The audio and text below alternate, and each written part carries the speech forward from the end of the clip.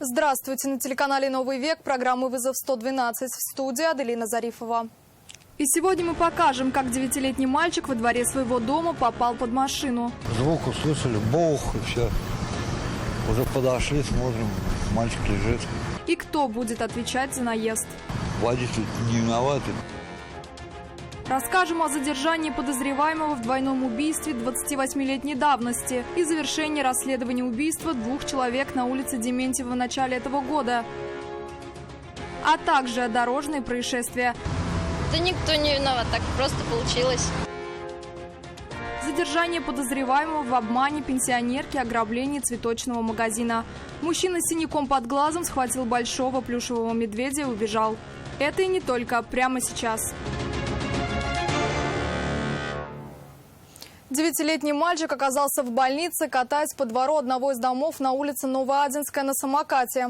Он ехал под горку вдоль дома. В это время во двор заезжал 29-летний водитель «Опеля». Мужчина уверял, что двигался медленно, ребенка не видел. Мальчик врезался в заднюю часть автомобиля. Скорую вызвали тут же. Приехавшие медики госпитализировали ребенка с подозрением на черепно-мозговую травму и компрессионный перелом позвоночника. Звук услышали, бог, и все. Уже подошли, смотрим, мальчик лежит. Он гулял один, по крайней мере, очевидцы, родители мальчика с ним не видели. Мама подошла позже, после столкновения самоката и автомобиля. Он ехал, водитель тихо, водитель не виноватый. Пацан вот отсюда, вот с горки, он катом в него ехал. Ну, он без родителей. Ну, катается, вот они сорванцы вот здесь по дворам, тут что-то вот.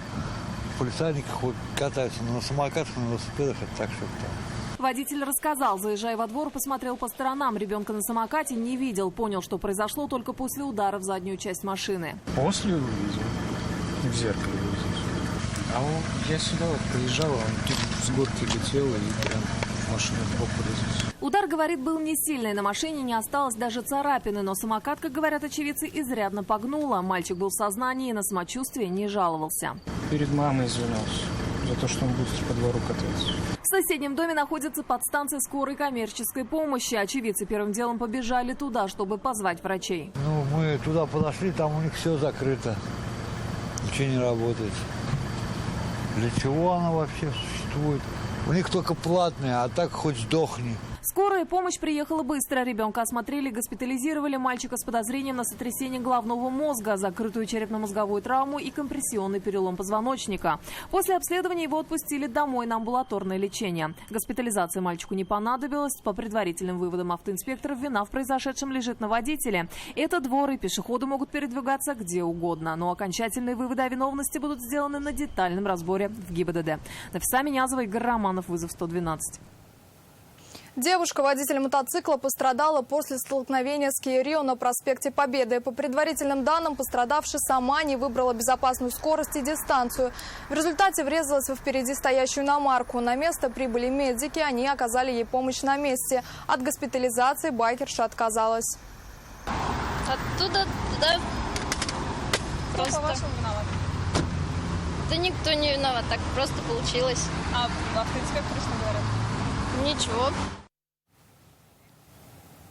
46-летний мужчина предстанет перед судом за двойное убийство. Следователи установили, 25 января он распивал алкоголь с 2 приятелями в своей квартире на Дементьево. В какой-то момент его гости стали требовать у него деньги на покупку спиртных напитков. Один из них стал оскорблять обвиняемого и схватился за нож. В ответ он отобрал оружие и набросился на обидчиков. Он нанес им несколько ударов по разным частям тела. Оба скончались, один на месте, второй в карете скорой помощи. Уголовное дело с утвердительным заключением уже направлено в суд для рассмотрения по существу. Следствием установлено, что после освобождения из мест лишения свободы, где обвиняемый отбывал наказание за совершение убийства и умышленное уничтожение чужого имущества, за ним был установлен административный надзор. Однако мужчина не являлся правоохранительными органами для постановки на учет. 50-летний житель Самарской области предстанет перед судом за двойное убийство 28-летней давности. Его будут судить по 102 статье Уголовного кодекса РСФСР. Это умышленное убийство при отягчающих обстоятельствах. Как полагает следствие, убийство произошло в марте 1995 года.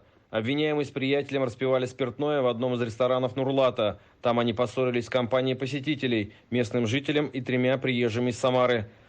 Выяснить отношения решили в тот же день рядом с сахарным заводом возле дома на улице Московской. Обвиняемые с подельником прибыли не с пустыми руками, взяли огнестрельное оружие. Из него они расстреляли компанию, после чего скрылись. Один из потерпевших скончался на месте, второй в больнице, третий получил ранение, но остался жив. Подозреваемые были объявлены в федеральный розыск. В августе 2022-го одного из них задержали в Северной Осетии и этапировали в Казань. Свою вину он не признал. В ближайшее время дело направят в Нурлатский районный суд. Его утвердил первый зампрокурора Алексей Заика. Местонахождение соучастника обвиняемого до сих пор неизвестно. Уголовное дело в отношении него выделено в отдельное производство. Большого плюшевого мишку открыто похитил из цветочного магазина на улице Чистопольской. Нетрезвый мужчина лет 35 с синяком под глазом. Продавцы его знают, говорят, заходит часто, живет где-то поблизости. Но в основном не чтобы что-то купить, а чтобы помотать нервы. Мужчина даже сфотографировали, чтобы предупредить коллег быть с ним повнимательнее. В этот раз он старался быть незаметным. Рассказывают, схватил медведя стоимостью около 3000 рублей и убежал. Мужчина так и остался бы незамеченным, если бы с прилавка не посыпались остальные игрушки. К слову, как рассказали продавцы, плюшевого мишку из этого магазина он уже крал и раньше. Говорят, позже сам признался, что подарил его кому-то на улице. В этот раз они написали на него заявление в полицию. Теперь стражи порядка выясняют личность подозреваемого и для чего ему понадобилась плюшевая игрушка. В отдел полиции Ямашевский поступило заявление по факту нанесения материального ущерба одному из цветочных салонов по улице Чистопольская. Выяснилось, что неизвестный забрал декоративного медведя и с места происшествия скрылся. Полицейские проводят необходимые мероприятия для установления всех обстоятельств произошедшего.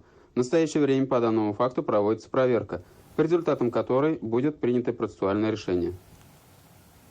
30-летнему мужчину задержали полицейские в Зеленодольске, установив его причастность к мошенничеству. С заявлением в правоохранительные органы обратился 85-летний пенсионер. Он рассказал, что ему позвонили на мобильный телефон. Неизвестный женский голос представился его дочерью. Женщина в слезах сказала, что попала в беду. Затем трубку перехватил якобы адвокат и потребовал с мужчины 200 тысяч рублей, чтобы дело не дошло до ареста и лишения свободы. Пенсионер, не задумываясь, завернул все свои сбережения в полотенце и передал приехавшему за деньгами таксисту.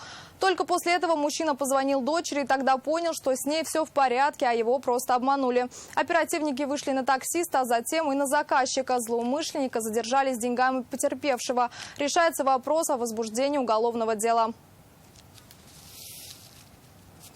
Казино в одном из домов на проспекте Ямашева в Казани обнаружили оперативники Управления экономической безопасности. Незаконное игорное заведение располагалось в нежилом помещении. В том, что там действительно находится, знали только посвященные любители азартных игр. И визит стражи порядка для работников заведения был неожиданным. Что в действительности находится за неприметной дверью нежилого помещения обычного дома на проспекте Ямашева в Казани, знали только посвященные. Желающие испытать удачу и в игре на деньги были всегда. Спрос постарались удовлетворить по полной. Все было оборудовано для любителей азартных игр. Как установили сотрудники подразделения экономической безопасности, в ходе проведения оперативно-розыскных мероприятий в нежилом помещении, расположенном по улице Ямашева, было организовано проведение азартных игр и приобретено необходимое оборудование. Из помещения сотрудники экономической безопасности изъяли 15 системных блоков с мониторами, основной актив казино, также мобильные телефоны и черновые записи, бухгалтерия игорного заведения и доказательства незаконной деятельности для стражей порядка. В настоящее время проводятся оперативно-розыскные мероприятия, направленные на установление всех лиц, причастных к организации незаконной деятельности игрового салона. После сбора всех материалов и их анализа по факту организации азартных игр, вероятно, будет возбуждено уголовное дело. Иван Сарафанов, Нафиса Минязова, вызов 112. Это все, о чем мы успели вам рассказать. Обо всех происшествиях вы можете сообщить нам по телефону 570 50 50 или на мобильный 8 98 69 112 112. Также мы доступны и в социальных сетях. Присылайте видео, снятое вами. В студии была Аделина Зарифова. До встречи. И не бросайте вызов судьбе. Вдруг она его примет.